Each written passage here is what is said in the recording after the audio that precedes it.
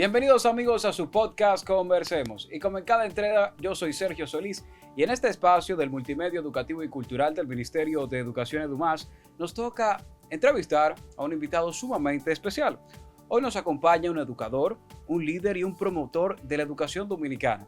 Una persona que ha promovido en los jóvenes dominicanos el pensamiento crítico y también ha hecho iniciativas que potencializan la educación en la República Dominicana. Conversamos esta vez con Yeran Ventura Hinoa, director de la unidad...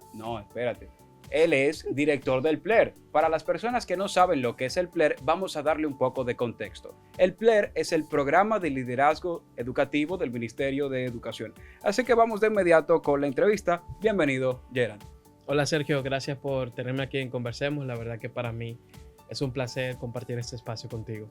No, perfecto. Mira, como te decía detrás de cámaras, a mí me gusta iniciar con una pregunta personal, Claro. más allá de tu vida profesional. Así que cuéntame, ¿quién es Yeran Ventura más allá de su trayectoria como profesional?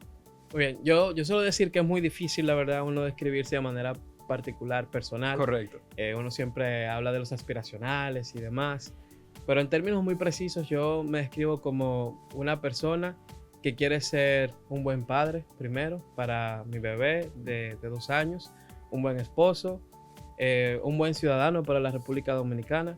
Y bueno, esos son mis aspiracionales diarios. Y en la noche, cuando nosotros estamos, bueno, sopesando y reflexionando con respecto al día, pues pienso si fui un buen padre, si fui un buen esposo, o si estoy siendo un buen ciudadano para la República Dominicana. Creo que ahí están mis estándares de vida. Valoras mucho la integridad, por lo que veo, ¿eh? Sí, claro que sí. Yo creo que, era una de las cosas que yo quisiera que la gente me recordara al final de cualquier servicio público que yo tenga o cualquier espacio en el que esté dirigiendo. Yo siempre me pregunto cómo yo quiero que la gente me recuerde. Y me interesa mucho que al final de mis días o de algún servicio la gente diga, bueno, fue íntegro. Y eso para mí es algo que me llenaría de mucho orgullo. Ah, perfecto. Y mira que muy bien, porque son principios, valores que nacen en el núcleo de la sociedad, Sí. que es la familia. Sí. Entonces, como todo comienza por ahí, la gente va evolucionando como persona y va adquiriendo diferentes criterios. Bueno, yo siento que en mi parte eso viene de mi padre. Mi padre ¿De es tu una, padre? Sí, es una persona que se encarga mucho de recordarme y decirme, mira, recuerda que donde estás no solamente te representas a ti, sino que representas a este apellido, a la familia, a lo que hemos construido. Recientemente me lo recordó, ¿no? Cuando estuvimos visitándole y me dijo, mira, estoy muy orgulloso de ti, pero siempre recuerda este valor de la integridad. Así que... Qué importante. Sí, de verdad. O sea, que tomas como referente a tu padre. Sí, mi padre yo creo que es uno de los ejemplos más grandes que tengo de integridad, en todos los sentidos de la palabra. Y no desde el punto de vista de la palabra, sino de la acción. He visto a mi padre rechazar muchas cosas que a lo largo de su vida profesional se le fue ofrecida y todo fue por el valor de la integridad. Excelente, excelente. Mira, tú también tienes muchos años en lo que es el servicio público y me gustaría saber cómo nace esa conexión con los modelos de las Naciones Unidas. Bueno, nace en el Liceo Nuestra Señora del Carmen. Recuerdo haber estado en primero de secundaria. Recuerdo el momento exacto en que estábamos en clase y de repente entra un grupo de estudiantes junto con una maestra que recuerdo con mucho cariño, que es Inés de la Cruz. Siempre la menciono porque yo siento que fue ella la que me motivó verdaderamente a ser parte de este proceso. Ella entró con un grupo de estudiantes y dijo, miren, tenemos este programa que ayuda a los jóvenes a desarrollarse en liderazgo, en oratoria. Bueno, de hecho, después de decir la palabra liderazgo, a mí no hubo que hablarme mucho porque siempre me ha interesado esa parte de desarrollarla en mí. En primaria, por ejemplo, yo siempre estaba participando en los consejos de curso, postulándome, entonces llego a secundaria y ponen este programa y la verdad que me inscribí, me motivé. Participé en mi primer modelo de Naciones Unidas en el año 2009. Wow. Ese mismo año fui al distrital, luego fui al regional, clasifiqué para participar en MINUME y de verdad que me sentí muy, muy feliz de esa etapa que fue muy importante en mi bachillerato. Ah, perfecto. Mencionaste que tu primer modelo de las Naciones Unidas fue en 2009. 2009, cuando tenía- estaba en primero de secundaria. Yo tenía 2 años. Ah, bueno. Bueno, Mira qué bien. Bueno, sí. ¿qué representan los modelos de las Naciones Unidas? Ya hablando en términos circunstanciales. ¿Qué significa los modelos de las Naciones Unidas para los estudiantes? ¿Y qué aporta para ellos? Yo siempre digo que significa la mejor decisión académica que un estudiante ¿Por qué? puede tener. Porque hay unas habilidades que tú necesitas en tu vida para desarrollarte como profesional. No solamente está el conocimiento académico. También se necesita tener capacidad de convencimiento, oratoria, argumentación, esa capacidad de liderazgo desde la perspectiva de la iniciativa. No necesariamente liderar personas, pero sino también de dar el primer paso. Y yo creo que son habilidades que en el sistema educativo dominicano se desarrollan en el ámbito de los modelos de Naciones Unidas. De hecho, siento que desde el primer día que entré a las capacitaciones fueron de alguna manera elementos que se fueron desarrollando. Y cuando miro hacia atrás en secundaria y recuerdo qué me llevo de todo ese proceso de formación, entiendo que lo que aprendí en los modelos de Naciones Unidas es lo que todavía hoy sigo utilizando. Yo entiendo que cuando un estudiante decide voy a un modelo, está decidiendo su futuro, porque está decidiendo tener aquello que le va a acompañar en todos los aspectos de su vida. Y eso lo digo desde primera persona, porque no hay un solo día en el que tenga que utilizar herramientas de argumentación, ya sea en el trabajo, en la familia, con los amigos en la parte social, cuando estamos debatiendo, compartiendo, ya sean temas serios o temas no tan serios. No tan serios, ¿no? Se necesita una habilidad transversal. Y yo creo que la transversalidad en los modelos es sumamente profunda e importante que los estudiantes formen parte de esas actividades. No, perfecto. Y mira que me siento un poco identificado con el tema de los modelos de las Naciones Unidas, porque en mi caso, cuando yo estaba en la educación preuniversitaria, que era secundaria, yo nunca me atreví a entrar en el modelo de las Naciones Unidas, en ese programa, por miedo. O sea, más que miedo era, no me sentía capaz de realizarlo. Sin embargo, siempre tuve dotes como la comunicación, que amé la comunicación desde siempre, y veía cómo estas personas debatían acerca de problemáticas sociales. Entonces se me despertó el interés. Una vez llegué a entrar, sí, en mi distrito educativo. Muy bien. Y me di cuenta de que era mucha presión. Sí, sí. Entonces, para esos estudiantes que nos ven a través de las pantallas y que quieren saber más de ti, sobre tu trayectoria, pero esencialmente quieren saber cómo pueden entrar o qué recomendaciones puedes darles para que ellos puedan perder ese miedo y entrar al modelo. Bueno, lo importante es arriesgarse. Lo bueno es que los modelos de Naciones Unidas no son una experiencia de una sola vez, sino que tienes varias etapas. Sí. Y en cada etapa puedes ir puliendo esas habilidades. Yo recuerdo que la primera vez que en un foro abierto usé la palabra, no fue tan elocuente mi participación. Pero esa poca elocuencia de mi primera participación no detuvo el entusiasmo de yo querer seguir participando, seguir aprendiendo, seguir levantando el placker y seguir yendo a estos eventos. Entonces, no importa que la primera vez no lo hagas tan bien, lo importante es que continúes en el camino y la consistencia y que desarrolles las habilidades. Porque al final, a veces tú hablas de la presión, pero a veces esa presión existe porque hay jóvenes que ingresan a los modelos en el ámbito de quiero ganar. Porque sí, ganas algo. Es muy competitivo. Es muy competitivo. Sí. Quieres ir a la siguiente fase. Pero también algo que yo les recuerdo a los jóvenes mucho es que lo que tú vienes a ganar aquí son habilidades que te van a acompañar por el resto de tu vida. Y si tú desarrollas eso, ya eres ganador, pases o no pases a la siguiente etapa. Entonces, yo creo que eso ayuda mucho a aligerar el tema de la competitividad, la competencia. Y te permite centrarte en lo importante, que no importa si fallas a la primera, puedes continuar desarrollando tus habilidades. Así que tómenlo con calma, jóvenes, participen, desarrollen sus habilidades, que esto es una experiencia maravillosa que a ustedes les va a permitir crecer como personas. No, perfecto. Y ustedes me imagino que tienen un cierto análisis desde el programa de liderazgo educativo, el PLER, sobre los estudiantes que ingresan y los estudiantes que no ingresan al programa. ¿Cuál ha sido ese rendimiento, esa comparación, análisis comparativo entre los estudiantes que ingresan al PLER y que no ingresan al PLER? Muy bien, te puedo hablar de un informe reciente que nosotros trabajamos en esta etapa de los modelos distritales de Naciones Unidas del año 2026. Nosotros tenemos un indicador que se llama porcentaje de mejora de competencias, que es un indicador que mide cómo entras al programa y cómo sales. Es decir, y tiene un pretest y un posttest. La calidad de los estudiantes que están egresando, es decir, que toman el posttest luego del proceso, está llegando a un 90% de cumplimiento en mejora competencial. significa que aquellos estudiantes que tomaron un pretest y, por ejemplo, entraron en un 50% en la calificación del examen que tiene 125 preguntas, Wow, 125. cuando pasan al siguiente, al post-test, de un 50 te pasan a un 90. Y la nota promedio de ese examen de 125 preguntas es de 112.3 en el proceso de post-test. Es decir, que la verdad que los modelos de Naciones Unidas a nivel competencial transforman a los estudiantes y de manera numérica. Estamos diciendo, por ejemplo, de más de 3.000 estudiantes, porque es una prueba muestral que hacemos, Sí. no la hacemos censal. De 3.000 estudiantes que participaron en la prueba, estamos diciendo que más allá de la mitad están pasando estas preguntas con una nota sobresaliente. Sí, es sobresaliente. Sí, entonces eso significa que de verdad hay una mejora en las competencias en lo que este programa, de manera específica, desde el programa de liderazgo educativo, promovemos.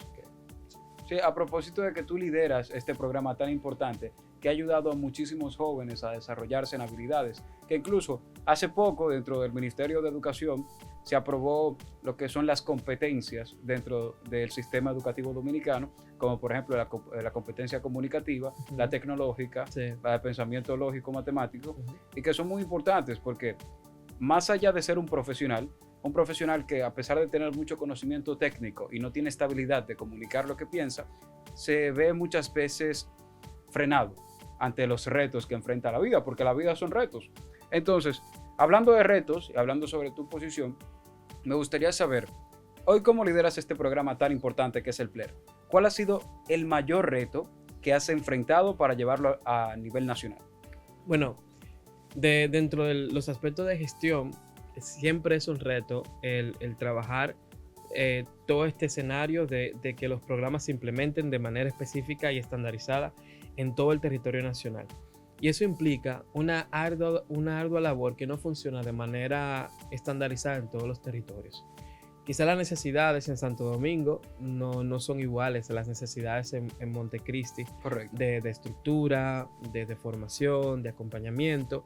Y nosotros que tenemos una visión de estandarización, es decir, que la misma experiencia que tengan los estudiantes del Distrito Nacional sea la misma experiencia de los de Pedernales, Montecristi y Higüey, para que resulte en calidad, de alguna manera lleva esfuerzos grandiosos, de alguna manera para formar todo el personal, acompañar, también el tema de gestionar procesos de voluntades, porque en el sistema educativo dominicano hay que, como uno trabaja con personas, Sí. y sí tenemos que cumplir con directrices, sí tenemos que cumplir con de alguna manera alineamientos, también sabemos que trabajamos con personas y la parte emocional y de motivación hay que trabajarla constantemente, incluso con los equipos territoriales, que tienes que acompañarles en el cumplimiento de las metas, tienes que de alguna manera dialogar cómo serán los procesos. Y eso también a los directivos nos toma mucho tiempo, porque la verdad, si tú quieres que las metas se cumplan,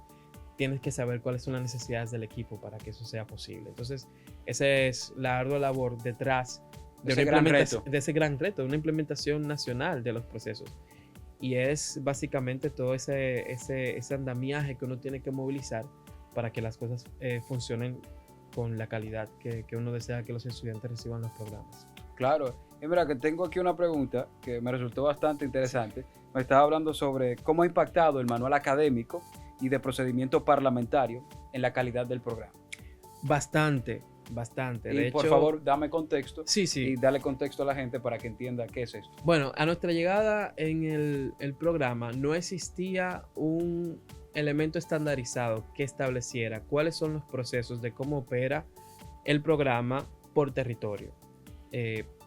Para mi sorpresa, tú puedes ir, por ejemplo, a una regional, vamos a decir Montecristi, ya lo usé anteriormente, sí. La vuelvo a utilizar.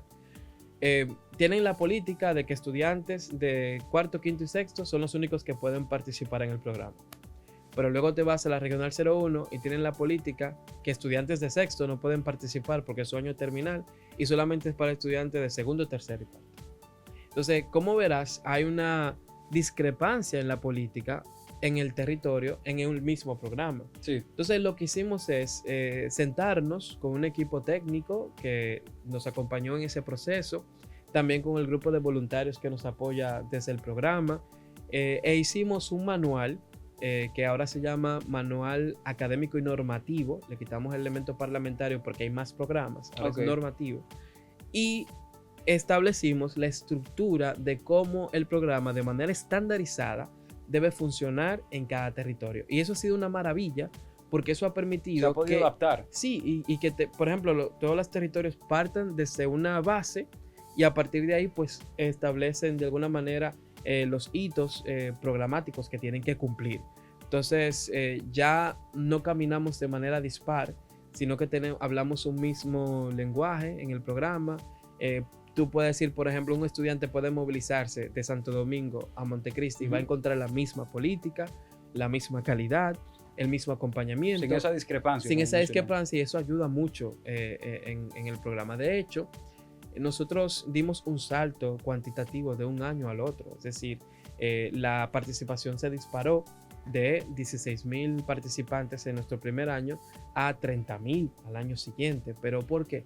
Porque entonces quitamos tantas barreras normativas de participación que más estudiantes pudieron ingresar entonces al programa. O sea, que ha sido beneficioso. Bastante beneficioso.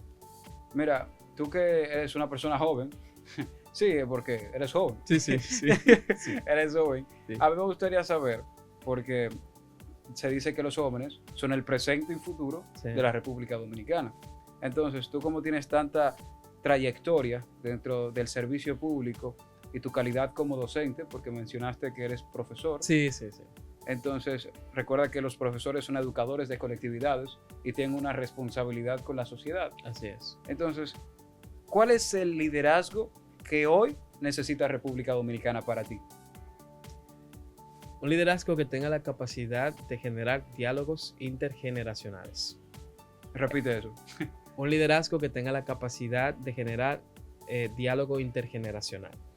Mira, el liderazgo en la República Dominicana actualmente a nivel de toma de decisiones está llevado por un grupo etario, vamos a decir, que quizás pertenece a otra época, ¿no? Que son los que toman las decisiones, ocupan la mayoría de puestos públicos y demás.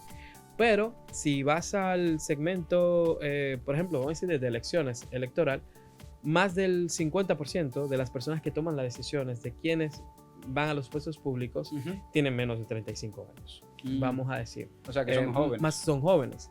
Entonces, debe existir un liderazgo, ya sea desde de esos 35 hacia abajo o del otro grupo etario, que permita dialogar entre ambos grupos generacionales para generar y construir el país que queremos.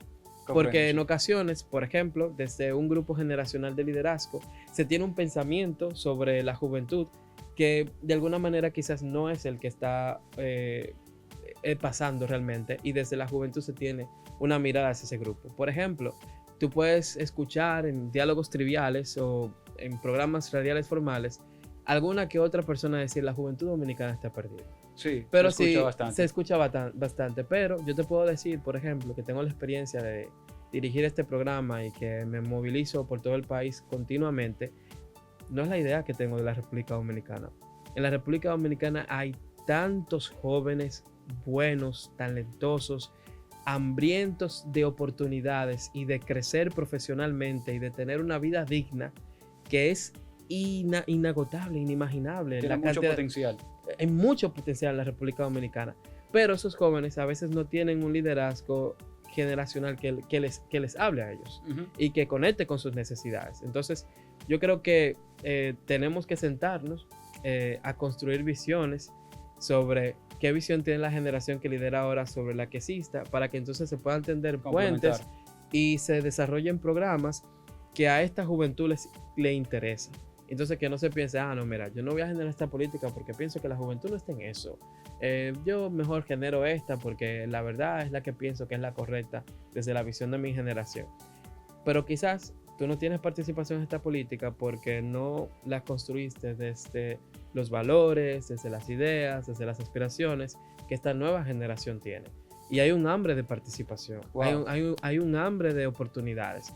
Pero a veces estas políticas no conectan con esta generación que quiere y que tiene claro lo que quiere para ellos. Mira, te voy a contar una anécdota a propósito de que estás aquí. Y me gustaría ponerte en contexto con una situación que recientemente me pasó. Sí. Yo tengo un compañero universitario y estuvimos hablando sobre distintos temas, ya sea política, economía o filosofía. Nosotros leemos bastante. Qué bueno. Entonces, él estaba mencionando algunos clubes de debate y de ahí viene la siguiente pregunta.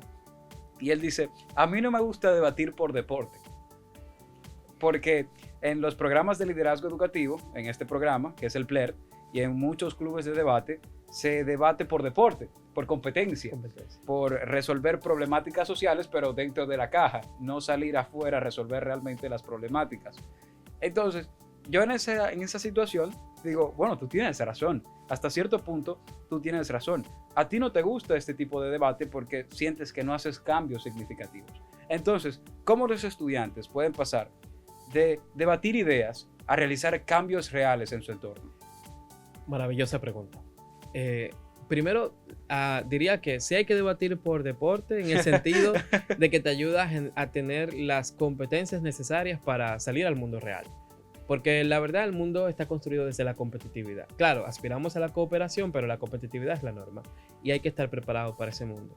Y nuestros jóvenes están siendo preparados no solamente desde el punto de vista del conocimiento, sino también desde la practicidad del servicio. Y ahí viene el nuevo programa que desde el Ministerio de Educación se está promoviendo en la gestión de nuestro ministro Luis Miguel de Camps, que es Ciudadanos al 100. Sí, correcto. Un programa que busca que los jóvenes pongan en práctica aquello que han aprendido en la diversidad de programas de liderazgo estudiantil desde la perspectiva de la moral, la cívica y la ética ciudadana.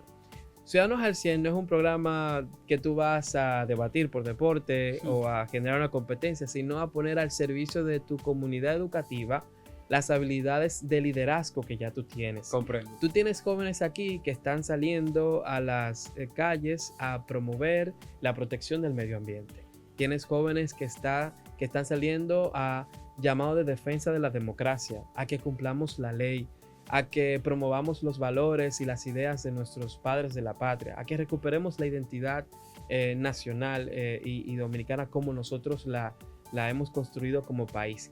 Y eso es un elemento muy práctico, sí, y un elemento muy concreto. Es como un movimiento. Ciudadanos al 100 es un movimiento. Vamos a llamarle una iniciativa estudiantil que busca reavivar la convivencia ciudadana en la República Dominicana.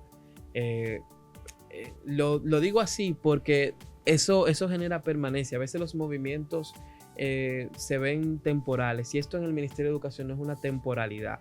Es una iniciativa pedagógica, una estrategia que busca que los jóvenes vean que en la sociedad es donde deben llevar a la práctica lo que aprenden en las aulas. Es decir, si yo aprendí sobre democracia en mi aula, el estudiante debe entender que su familia, que su comunidad, que su espacio vital debe también impregnar y conocer esos valores patrios. Por eso, por ejemplo, este próximo 29 de marzo, en esta conmemoración del Día de la Libertad, que es el día 30, el ajusticiamiento del tirano, tendremos jóvenes poniendo en el pabellón de las naciones frente al Congreso Nacional cómo defender a nuestra democracia y nuestros valores como sociedad democrática.